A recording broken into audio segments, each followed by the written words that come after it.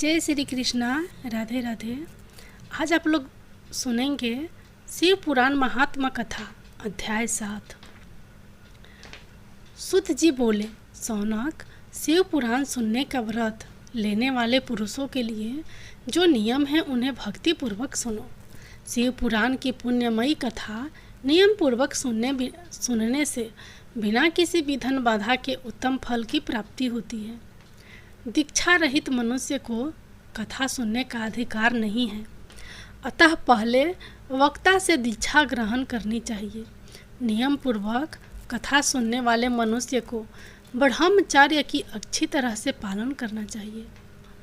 उसे भूमि पर सोना चाहिए, पतल में खाना चाहिए तथा कथा समाप्त होने पर ही अन्न ग्रहण करना चाहिए। समर्थ मनुष्य को शुद्ध भाव से शिव पुराण की कथा के समापित कर उपवास रखना चाहिए और एक ही बार भोजन करना चाहिए। गरिष्ठ अन्न, दाल, जला अन्न, सेम, मसूर तथा बासी अन्न नहीं खाना चाहिए। जिसने कथा का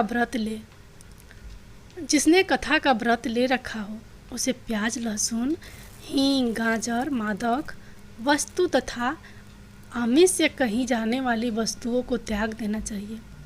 ऐसा मनुष्य प्रतिदिन सत्य, सोच, दया, मौन, सरलता, विनय तथा हार्दिक उदारता आदि सद्गुणों को अपनाए तथा साधु संतों की निंदा का त्याग कर नियम पूर्वक कथा सुने। सकाम मनुष्य इस कथा के प्रभाव से अपनी अभीष्ट कामना प्राप्त करता है और निष्काम मोक्ष प्राप्त करता है। सभी स्त्री पुरुषों को विधि विधान से शिव पुराण की उत्तम कथा को सुनना चाहिए। महर्षि शिव पुराण की समाप्ति पर श्रोताओं को भक्तिपूर्वक भगवान शिव की पूजा की तरह पुराण पुस्तक की पूजा भी करनी चाहिए तथा इसके पश्चात विधि पूर्वक वक्ता का भी पूजन करना चाहिए। पुस्तक को रखने के लिए नया और सुंदर बस्ता बनाएं। पुस्तक व वक्ता की पूजा के उपरांत वक्ता की सहायता हेतु बुलाए गए पंडित का भी सत्कार करना चाहिए। कथा में पधारे अन्य ब्राह्मणों को भी अन्य धन का दान दे। गीत, वाद और नृत्य से उत्सव को महान बनाए। विरक्त मनुष्य को कथा समापित पर गीता का पाठ करना चाहिए तथा गृहस्थ को श्रवण कर्म की शांति हेतु होम करना चाहिए। होम रुद्र संहिता के श्लोकों द्वारा अथवा गायत्री मंत्र के द्वारा करे। यदि हवन करने में असमर्थ हो तो भक्तिपूर्वक शिव सहस्त्र नाम का पाठ करे।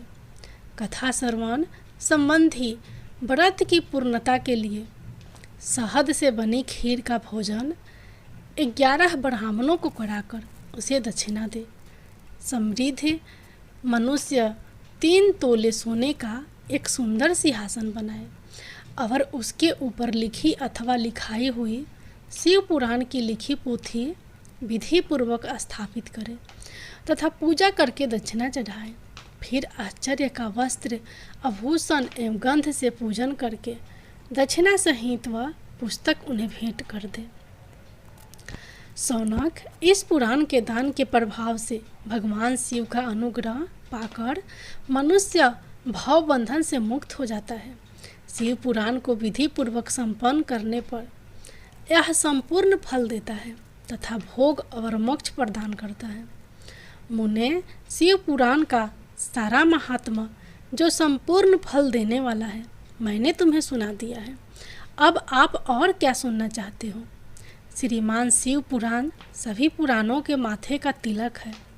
जो मनुष्य सदा भगवान शिव का ध्यान करते हैं, जिनकी वाणी शिव के गुणों से स्तुति करती है और जिनके दोनों कान उनकी कथा सुनते हैं, उनका जीवन सफल हो जाता है। वे संसार सागर से पार हो जाते हैं। ऐसे लोग इह लोक और परलोक में सदा सुखी रहते हैं। भगवान शिव के सच्चिदानंदमय स्वरूप का स्पर्श पाकर ही समस्त प्रकार के कष्टों का निवारण हो जाता है। उनकी महिमा जगत के बाहर और भीतर दोनों जगह विद्यमान है। उन अनंत रूप परम शिव की मैं शरण लेता हूँ।